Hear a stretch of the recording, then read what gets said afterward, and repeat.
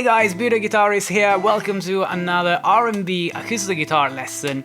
Today we're gonna talk about a really hot topic, which is the use of diminished seventh chords in R&B and neo-soul guitar. But we're gonna do this with the perspective of somebody who is quite beginner, that has never used these more advanced chords like diminished seventh chords.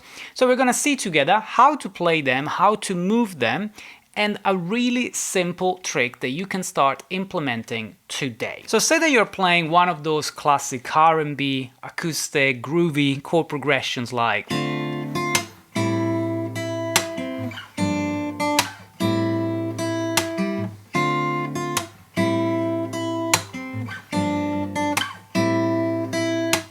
so just the classic 3 minor 7th chords. We are in a minor key, the key is D minor, and we're doing a 1 minor, 5 minor, 4 minor type of chord progression. So obviously this chord progression is quite common, you find it in many songs, but the other really cool thing that you find all the time in this genre is the use of a passing chord, and the passing chord that we refer to is the diminished 7th chord, which is a chord made by a diminished triad and a diminished 7th as well.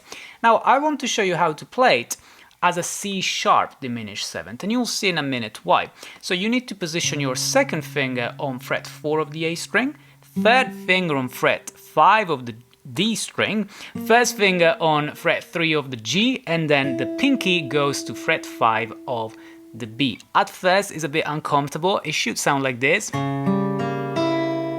right?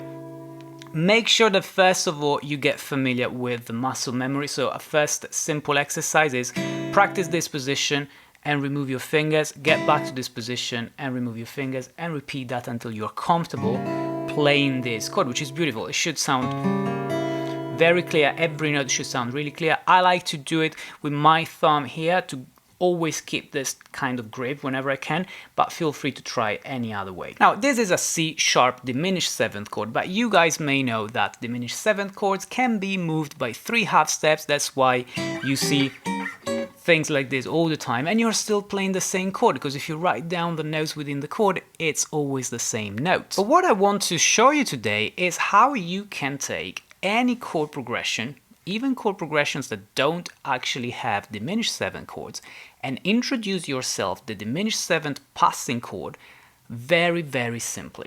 So it works this way. It doesn't matter what degrees you're playing, whether you go to major 7 chords, you know, or just the minor 7 chords that we were looking at. You need to know where the 1 chord is.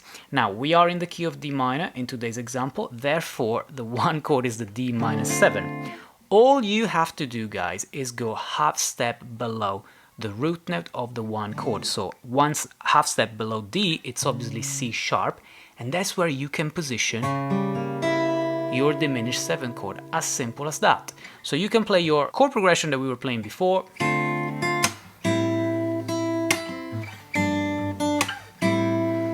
and sometimes make it more interesting by doing this.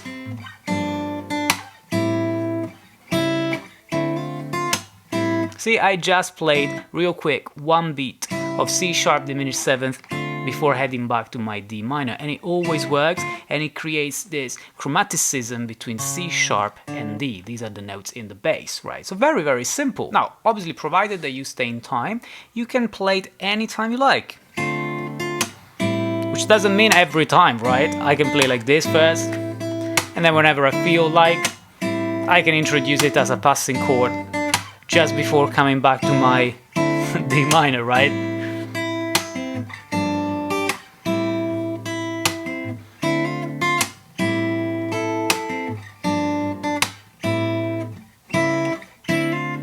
Okay, you can pluck it, you can strum it, you can do an arpeggio, whatever, as long as you stay in time.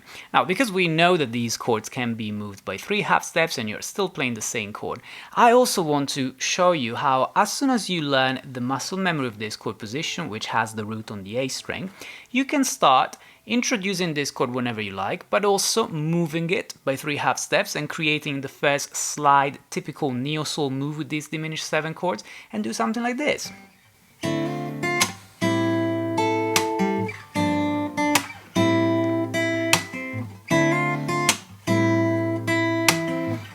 we go.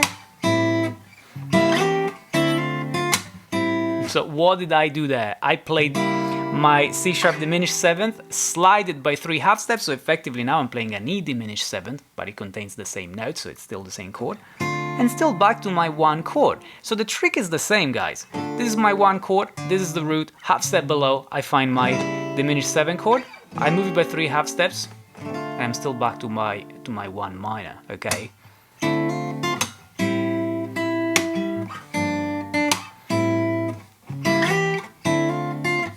Again, the trick is staying in time, obviously. You want to keep that groove, but whenever you feel like you've got the groove, you've got the right timing, feel free to introduce this passing chord, which is so cool, and even move it by 3 half steps. Okay, guys. Now, as always, you can find the tabs and even the music theory explanation of the why this works on my Patreon page. The link is in the description below, and you will support the channel if you guys like this type of lessons. But if you really want to learn everything about this style and you want to understand how I play these chords, what's the groove, the finger picking pattern, the music theory behind them, and all of the other positions that you may ever need of diminished 7th chord, check out my R&B and Neo Soul courses at the link in the description below, and you can learn literally everything you need to play this style, any song in this style, and even make your own chord progressions. Link for everything, guys, are in the description below. Please feel free to let me know if you have any questions. I'm always happy to help.